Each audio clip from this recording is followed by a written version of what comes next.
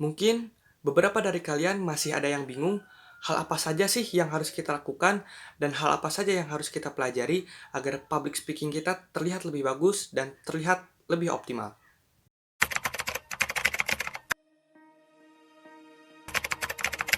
Assalamualaikum warahmatullahi wabarakatuh.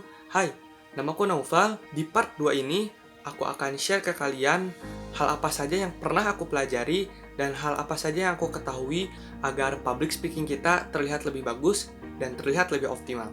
Ilmu-ilmu ini aku dapatkan ketika aku menginjak kelas 2 SMK. Karena pada saat itu, aku mulai sering tampil di depan banyak orang dan mau tidak mau, aku harus belajar apa itu public speaking. Oke, langsung saja. Hal-hal yang harus kita pelajari dan hal-hal yang harus kita siapkan sebelum memulai public speaking. Yang pertama dan yang pastinya, kita semua harus percaya diri. Yakinlah kepada diri sendiri bahwa kita bisa menyampaikan sesuatu dengan baik dan kita bisa berkomunikasi dengan baik. Hilangkan rasa minder, apalagi kita sampai merasa terintimidasi oleh orang lain. Cobalah berpikir bahwa kalian adalah seseorang yang unik. Meskipun semua orang memiliki keunikan yang berbeda, namun keunikan tersebut tidak bisa dibandingkan satu sama lain. Dan dengan keunikan tersebut, itu bisa menjadi kekuatan tersendiri agar kalian lebih percaya diri dan lebih yakin ketika tampil di depan banyak orang. Yang kedua, teknik vokal. Sebagian besar public speaking yang kita sampaikan itu melalui suara. Maka dari itu, teknik vokal ini perlu kita latih dan perlu kita siapkan sebelumnya. Dan di teknik vokal ini, ada beberapa subpoin lagi yang harus kalian perhatikan. Yang pertama, artikulasi atau kejelasan suara. Ketika kalian berbicara A, maka pendengar pun harus mendengarkan hal yang sama. Jangan sampai audiens tidak mendengar dengan jelas apa yang kalian sampaikan. Kalian bisa berlatih dengan cara membaca buku, koran, ataupun majalah dengan artikulasi yang jelas. Lalu poin kedua, intonasi atau nada suara. Sama halnya ketika kita membacakan sebuah puisi. Bagaimana caranya, apapun yang kita sampaikan, itu bisa menghanyutkan para pendengar. Kalian bisa berlatih dengan cara mengulang-ulang pengucapan yang sama dengan intonasi yang akan kalian pelajari. Poin ketiga adalah volume, besar kecilnya suara kita. Hal ini tentunya harus disesuaikan dengan besar kecilnya ruangan yang menjadi tempat di mana kita public speaking. Poin keempat adalah tempo, cepat atau lambat kita berbicara. Tidak masalah kalian berbicara cepat ataupun lambat, hanya saja kedua hal tersebut harus ditempatkan pada posisi yang tepat. Jangan sampai ketika kalian menyampaikan sesuatu yang penting, kalian malah menggunakan tempo yang sangat cepat, sehingga informasi tersebut tidak bisa diterima oleh pendengar. Dan begitupun sebaliknya, ketika kalian menyampaikan sesuatu yang kurang penting, kalian malah berbicara lambat. Hal ini tentunya akan membuat pendengar bosan karena apa yang kita sampaikan tidak begitu penting untuk mereka ketahui. Jadi, tempo ini harus ditempatkan pada posisi yang tepat. Artinya, kita pun harus memahami dan mengetahui materi apa yang kita sampaikan. Poin kelima adalah aksentuasi atau penekanan suara. Aksentuasi atau penekanan suara banyak dilakukan oleh para motivator.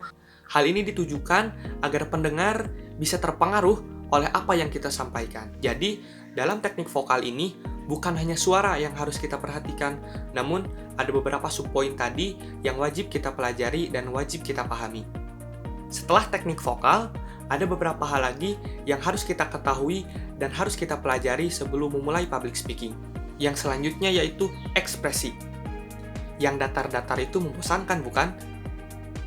Cobalah untuk memberikan ekspresi yang sederhana agar pendengar tidak bosan ketika memperhatikan kita yang sedang berbicara di depan. Kalian bisa menggunakan seluruh bagian yang ada di wajah kalian untuk membuat sebuah ekspresi. Lalu yang selanjutnya adalah komunikatif atau interaksi dengan pendengar. Pendengar yang diposisikan pasif tentu akan lebih mudah bosan dan mereka akan mencari hal yang lebih menyenangkan untuk mereka lakukan. Jadi, cobalah untuk sesekali berinteraksi dengan pendengar, bisa itu memberikan pertanyaan atau sebuah sapaan. Kita juga bisa menambahkan sedikit candaan atau bahkan kita bisa melakukan permainan sederhana untuk mencairkan suasana. Yang selanjutnya adalah gunakan bahasa tubuh dengan baik. Komunikasi tidak harus secara verbal atau lewat kata-kata saja. Kita bisa menyampaikan pesan secara nonverbal melalui nada bicara dan bahasa tubuh. Kalian bisa melakukan pemanasan terlebih dahulu sebelum naik ke atas panggung agar badan kalian tidak terasa kaku ketika berada di depan banyak orang. Dan yang terakhir, ini tidak kalah pentingnya dengan poin-poin yang sudah saya sampaikan tadi, yaitu kontak mata. Ilmu ini saya dapatkan ketika saya berada di ekstrakurikuler Paskibra. Sebagai seorang pemula atau sebagai orang yang belum terbiasa tampil di depan banyak orang, pasti kita akan merasa sangat gugup. Maka dari itu, untuk kalian yang masih pemula atau yang masih belajar, jangan pernah tatap mata audiens. Sebagai gantinya, kalian bisa menatap batang hidung mereka, kening mereka, atau bahkan rambut. Audiens tidak akan mengetahui bahwa pada kenyataannya kalian tidak sedang menatap mata mereka. Hal ini tentunya menjadi trik yang sangat berguna bagi saya ketika saya tampil pertama kali di depan banyak orang.